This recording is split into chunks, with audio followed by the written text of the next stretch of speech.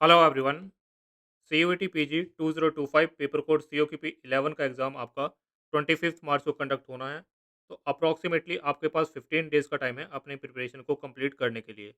अब देखो, एक क्वेश्चन तो मेरे पास काफ़ी सारे स्टूडेंट्स का ये आता है कि क्या 15 डेज़ में प्रिपरेशन की जा सकती है या नहीं की जा सकती। तो देखो, ये डिपेंड करता है कि क्वेश्चन पूछ कौन रहा है, प्रिपरेशन कर कौन रहा है। अगर कोई ऐसा स्टूडेंट है जो काफ़ी टाइम से एसएससी की प्रिपरेशन कर रहा है, तो उसने ऑलमोस्ट 70-80% सिलेबस ऑलरेडी कवर किया हुआ है। तो वो स्टूडेंट अगर प्रिपेयर करेगा तो वो आसानी से 15 दिन में इस एग्ज़ाम के लिए प्रिपेयर कर सकता है। लेकिन कोई अगर ऐसा स्टूडेंट है जिसकी मैथ्स वीक है, रीज़निंग में उतना अच्छा स्कोर नहीं कर पा रहा, तो उसके लिए थोड़ा टफ यहाँ पे हो सकता है, या उसकी इंग्लिश वीक है, जीके उसने कवर नहीं किया है, तो उसके लिए थोड़ा टफ यहाँ पे हो सकता है। हालाँकि मेरा सजेशन ये रहेगा कि आपने अगर डिसाइड किया है कि आपने फॉर्म फिल कर दिया है, आपने ये अब डिसाइड किया है कि अब मुझे प्रिपेयर करना है, या पिछले 10-15 दिनों से आप प्रिपेयर कर रहे हो, तो मेरा सिंपल सजेशन ये है कि आप प्रिपेयर करो। इन 15 दिनों में आप अपना 100% दो। ऐसा मत करो कि ये सोचने में कि मैं प्रिपेयर करूँ या ना करूँ, एग्ज़ाम दूँ या ना दूँ, इसमें आप 1-2 दिन वेस्ट कर दो अपने, ऐसा मत करो। लास्ट 15 डेज़ आपके पास बचे हुए हैं। इन 15 डेज़ में बिल्कुल भी टाइम आपको वेस्ट नहीं करना है। जो भी टाइम है, आपको जो एक्यूरेट रिसोर्सेज़ हैं, उस पे अपना टाइम लगाना है। कोई भी ऐसा रिसोर्स जो इर्रेलेवेंट है इस एग्ज़ाम के लिए, उस पे अपना टाइम वेस्ट नहीं करना है। तो इस वीडियो का भी फ़ोकस वही रहने वाला है कि आने वाले 15 दिनों में आपको क्या करना है और ख़ासकर क्या नहीं करना, ताकि कोई भी टाइम आपका वेस्ट ना हो। इन 15 दिनों में जो भी आप इनपुट दे रहे हो, जो भी मेहनत आप कर रहे हो, उससे आपको मैक्सिमम बेनिफिट मिले। मैक्सिमम बेनिफिट का सिंपल सा मतलब है कि आपका मैक्सिमम स्कोर आए। एक ये सिंपल मोटिव इस वीडियो का होने वाला है कि आने वाले 15 दिनों को आपको किस तरह से यूटिलाइज़ करना है, ताकि आपका मैक्सिमम स्कोर आ सके। बाकी मेरा सजेशन यही है कि 15 दिन में आप प्रिपरेशन करो, आपका एडमिशन हो जाता है तो बहुत अच्छी बात है। इन केस अगर नहीं भी होता अनफॉर्चुनेटली आपका एडमिशन, तो भी आपके पास और ऑप्शंस होंगे, उसके ऊपर हम एग्ज़ाम के बाद डिस्कस करेंगे। जब तक एग्ज़ाम आपका नहीं होता, आपका सिंगल पॉइंट फोकस होना चाहिए कि इस एग्ज़ाम के लिए मैक्सिमम यूटिलिटी के साथ आपको रिसोर्सेज़ को यूज़ करना है और कोशिश करना है कि मैक्सिमम स्कोर आप कर सको। ये सारे पॉइंट हम इस वीडियो में डिस्कस करेंगे। Exam trend, previous year question, 15 days का आपका प्लान क्या होगा, सब्जेक्ट वाइज़ प्लान, बुक्स और मॉक्स को कैसे यूटिलाइज़ करना है। बाकी सारी चीज़ों पे ऑलरेडी मैं काफ़ी बार डिस्कस कर चुका हूँ, तो इसमें मेन फोकस हमारा रहेगा 15 डेज़ के प्लान के ऊपर, और मॉक्स को किस तरह से यूटिलाइज़ करना है, ये दोनों हमारे मेन पॉइंट रहेंगे। बाकी चीज़ों को भी हम जल्दी से डिस्कस कर लेंगे। एग्ज़ाम ट्रेंड की बात करें तो एग्ज़ाम ट्रेंड का बेसिक मतलब ये है कि किस सेक्शन से कितने क्वेश्चन आते हैं। तो देखो, 2022 और 2023 में 100 क्वेश्चन होते थे, 2024 में 75 क्वेश्चन होते थे, लेकिन 75 क्वेश्चन को करने के लिए लास्ट ईयर 2024 में आपको 105 मिनट दिए गए थे, यानी कि 1 घंटा 45 मिनट। इस साल आपको 75 क्वेश्चन करने के लिए 90 मिनट दिए जाएँगे, यानी कि 1 घंटे 30 मिनट का समय आपके पास है। तो टाइम आपके पास और कम हो गया है। इससे फ़र्क क्या पड़ेगा? मैथ्स और रीज़निंग के टाइप के जो क्वेश्चंस होते हैं जिसमें सॉल्व करने में काफ़ी टाइम लग जाता है, तो वहाँ पे आपको थोड़ी डिफ़िकल्टी हो सकती है। तो आप मॉक्स के थ्रू प्रैक्टिस करो और कोशिश करो कि 90 मिनट के अंदर आप अपना पूरा पेपर कंप्लीट कर पा रहे हो कंफर्टेबली। बाकी वेटेज की बात करें तो यहाँ पे देख सकते हो आप हर साल किस सब्जेक्ट से कितने क्वेश्चन आए हैं, इसको आप यहाँ से देख सकते हो। अप्रॉक्सिमेटली आप मान के चल सकते हो कि लैंग्वेज सेक्शन से आपके 15 से 20 क्वेश्चन आएँगे। लैंग्वेज में आपको एक ही लैंग्वेज करनी है, या तो इंग्लिश के क्वेश्चन करोगे या हिंदी के क्वेश्चन करोगे, जो भी आपने मीडियम सेलेक्ट करी है उसके अकॉर्डिंग। जीके से आपके 20 क्वेश्चंस आएँगे अप्रॉक्सिमेटली, इसमें करंट अफेयर इंक्लूडेड होगा। कंप्यूटर साइंस से आपके या कंप्यूटर बेसिक से आपके 10 टू 15 क्वेश्चंस, जनरल एप्टीट्यूड यानी मैथ्स से आपके 10 टू 15 क्वेश्चन्स आ सकते हैं, और रीजनिंग से भी आपके 15 टू 20 क्वेश्चंस आ सकते हैं। तो ये आपकी वेटेज अप्रॉक्सिमेटली हो सकती है। प्रीवियस ईयर क्वेश्चंस के ऊपर ऑलरेडी मैंने लॉन्ग प्लेलिस्ट बना दी है। अपनी प्रिपरेशन अगर आप स्टार्ट कर रहे हो अभी, तो आप ये प्लेलिस्ट देख लो। हालाँकि मोस्ट प्रोबेबली आप में से ज़्यादातर स्टूडेंट ने ये प्लेलिस्ट को देख लिया होगा। इसके अलावा एक छोटी-सी रिक्वेस्ट और रहेगी मेरी। देखो, जनरली मैं सब्सक्राइब करने के लिए, लाइक करने के लिए, शेयर करने के लिए बोलता नहीं हूँ, क्योंकि मुझे लगता है कि जिसको पसंद आता है वो ऑलरेडी अपने आप सब्सक्राइब कर देते हैं। लेकिन बहुत सारे स्टूडेंट्स के मेरे पास बाद में मैसेज आते हैं कि मैंने आपका चैनल देखा था लेकिन सब्सक्राइब करना मैं भूल गया, फिर आपकी वीडियोज़ को मैं फॉलो नहीं कर पाया। तो मेरा आपके से रिक्वेस्ट रहेगा, अगर आपको कंटेंट पसंद आता है, आप वीडियोज़ को फॉलो करना चाहते हो, जो भी यहाँ पे सजेशन दिए जाते हैं उसको आप फॉलो करना चाहते हो, तो आप सब्सक्राइब कर लो। ऐसा ना हो कि आप चैनल को फॉलो ना कर पाओ, फिर आपके पास अपडेट्स वगैरह ना आएँ। जो भी चीज़ें यहाँ पे शेयर की जाती हैं, उससे आप वो आपसे छूट ना जाए, तो उसके लिए आप सब्सक्राइब कर सकते हो। लाइक वगैरह आप करना चाहो तो वो आपकी इच्छा है, वो आप कर सकते हो। अब देखो, 15 डेज़ का प्लान क्या है, जो अगर आप 15-20 दिन पहले से प्रिपरेशन कर रहे हो, आपने जो भी मेरा कंटेंट है उसको फ़ॉलो किया, तो ये आपके दिमाग में होगा कि सबसे पहले मैंने आपको सजेस्ट किया था कि ये 2 सब्जेक्ट्स पे आपको फ़ोकस करना है, रीज़निंग पे और कंप्यूटर पे। तो मोस्ट प्रोबेबली अगर आपने पहले प्रिपरेशन स्टार्ट की थी, तो रीज़निंग और कंप्यूटर ऑलमोस्ट आपने कवर कर लिया होगा या इसका मेजर पोर्शन आपने कवर कर लिया होगा। तो अगर आपने मेजर पोर्शन इसका कवर कर लिया, तो इसके आगे का जो स्ट्रैटेजी मैं बताऊँगा, उसको आपको उस पे फ़ोकस करना है। इन केस अगर आप आज से ही प्रिपरेशन कर रहे हो या वीडियो देखने के बाद आप प्रिपरेशन करना स्टार्ट करोगे, तो मेरा सजेशन आपके लिए यही रहेगा कि सबसे पहले रीजनिंग और कंप्यूटर को कवर करो। इसका रीज़न ये है कि ये 2 सब्जेक्ट ऐसे हैं जिसको कवर करना ईज़ी है, कम टाइम में आप कवर कर सकते हो और जनरली ये देखा गया है कि जो आप कवर करोगे, मोस्ट प्रोबेबली मोर और लेस उससे रिलेटेड क्वेश्चन ही आपके एग्ज़ाम में देखने को मिलेंगे। जीके और मैथ्स के साथ दिक्कत क्या है कि आप 15 दिनों में कवर तो कर लोगे, लेकिन ऐसा हो सकता है कि 15 दिन में आप जो भी कवर करो, एग्ज़ाम में कुछ उससे अलग ही क्वेश्चन आने लग जाएँ। फॉर एग्ज़ाम्पल, मैथ्स में आपने एक टॉपिक कवर किया परसेंटेज का। अब परसेंटेज में बहुत टाइप के क्वेश्चन बनाए जा सकते हैं। इन केस मान लो आप मैथ्स में वीक हो, आपने 4-5 दिन लगा के परसेंटेज का टॉपिक कवर किया, बहुत उसमें प्रैक्टिस की, फिर भी ऐसा हो सकता है कि परसेंटेज का कोई ऐसा क्वेश्चन आ जाए एग्ज़ाम में, जो आप ना कर पाओ। रीजनिंग और कंप्यूटर के साथ ऐसा केस जनरली नहीं होता। जिस टाइप की आप प्रैक्टिस करोगे, खासकर कंप्यूटर में तो सिलेबस भी काफ़ी कम है, तो उसमें आप पढ़ोगे, उसको मल्टीपल टाइम रिवाइज़ करोगे, रीजनिंग में क्वेश्चंस की प्रैक्टिस करोगे, तो जनरली देखा गया है कि जो आप पढ़ते हो, मोर और लेस उससे ही आपके एग्ज़ाम में क्वेश्चंस आ जाएँगे। बल्कि एक बात इसमें बस ध्यान रखना कि ऐसा ना हो कि कुछ इर्रेलेवेंट मटेरियल आप पढ़ लो, उस केस में आपको नुकसान हो जाएगा। तो अगर आप प्रिपरेशन अभी सिर्फ स्टार्ट कर रहे हो, तो सबसे पहले मेरी कोशिश रहेगी कि मैं रीजनिंग और कंप्यूटर जो है, ये 2 सब्जेक्ट्स को आप सबसे पहले कवर करने की कोशिश करो। बाकी जिन स्टूडेंट ने ये 2 सब्जेक्ट कवर कर लिए हैं, आपको फिर आ जाना है मैथ्स और जीके पे। मैथ्स और जीके में आपको ये कोशिश बिल्कुल नहीं करनी कि मुझे पूरा सिलेबस कवर करना है। पूरा जीके में जितने टॉपिक दिए हैं वो सारे कर लूँ मैं, मैथ्स में जितने टॉपिक दिए हैं वो सारे कर लूँ, ऐसा आपको नहीं करना। मैं जैसे ही आपके सब्जेक्ट वाइज़ स्ट्रैटेजी पे आऊँगा, तो मैं आपको बताऊँगा कि किन टॉपिक्स को आपको करना है। मैं सिलेक्टिव टॉपिक्स आपको बताऊँगा, उसको किस तरह से प्रिपेयर करना है ये भी बताऊँगा।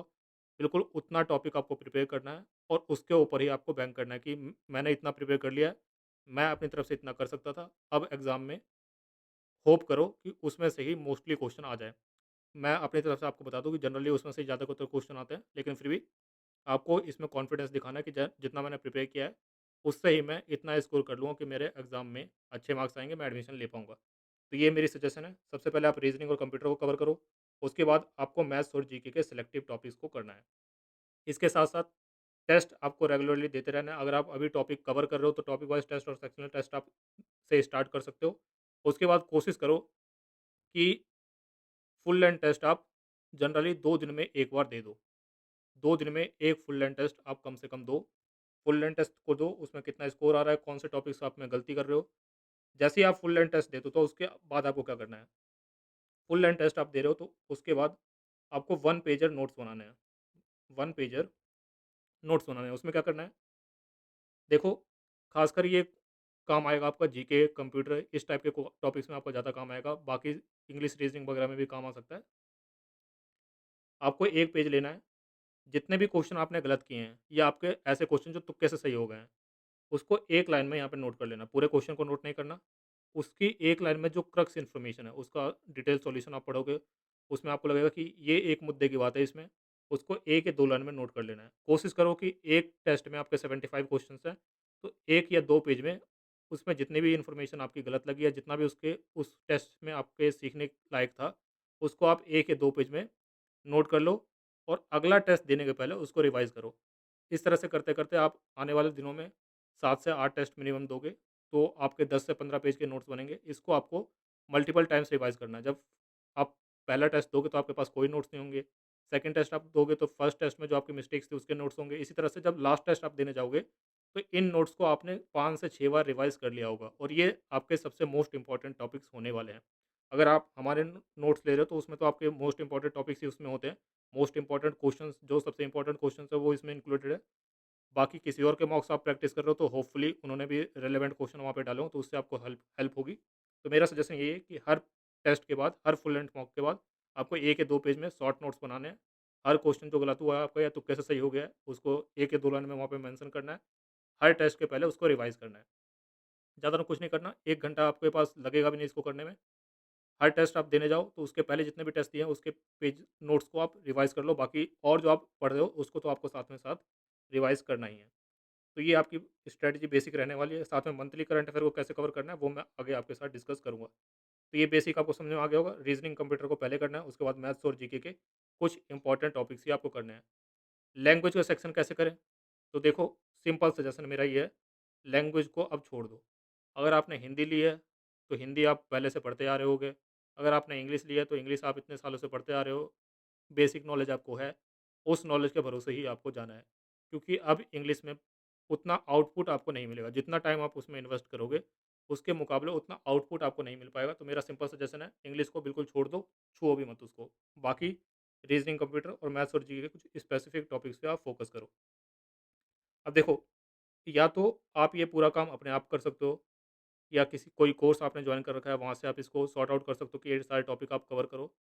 यूट्यूब से कर सकते हो, लेकिन देखो यूट्यूब में दिक्कत ये है कि कोई भी मैथ्स का एक टॉपिक ले लो तो उसमें टीचर्स बहुत अच्छे हैं, एसएससी को पढ़ाया है बहुत सारे टीचर्स ने, बहुत अच्छा पढ़ाया हुआ है।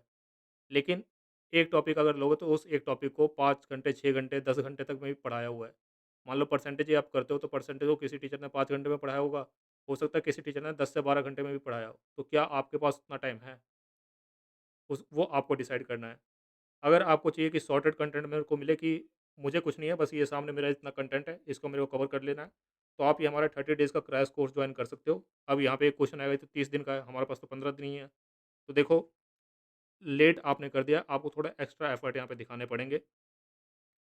ये जो 30 दिन का कंटेंट यहाँ पे दिया हुआ है ना, ये कंटेंट इस तरह से नहीं है कि आप 2 दिन का कंटेंट 1 दिन में कवर नहीं कर सकते। मैं एक बार आपको दिखा देता हूँ कोर्स किस तरह से आपको दिखेगा। यहाँ पे आप वेबसाइट पे जाओगे कोर्सेज़ के सेक्शन में, तो आपके सामने इस तरह से कोर्सेज़ आ जाएँगे। यहाँ पे आप देखोगे तो ये 30 डेज़ वाला क्रैश कोर्स आपको मिल जाएगा। यहाँ पे आपको देखो, एक तो डिस्काउंट अभी भी अवेलेबल है, तो ये 5,000 आपको पे करने की ज़रूरत नहीं है। यहाँ पे अवेलेबल ऑफर्स में आप ये कूपन कोड लगाओगे तो अप्रॉक्सिमेटली ₹2500 में आप कोर्स को परचेज़ कर पाओगे। इसके अंदर आपके मॉक्स इंक्लूडेड है, मॉक्स आपको अलग से देने की ज़रूरत नहीं पड़ेगी। अब देखो, इस कोर्स में आपको कवर कैसे करना है, यहाँ पे आप कंटेंट के सेक्शन में जाओगे, यहाँ पे आप देखोगे, एक तो मॉक्स का सेक्शन अलग है, प्रीवियस ईयर क्वेश्चन का सेक्शन अलग है, क्रैश कोर्स का सेक्शन यहाँ पे अलग है। तो क्रैश कोर्स में आप जाओगे तो यहाँ पे देखोगे डेज़ मेंशन किए हुए हैं।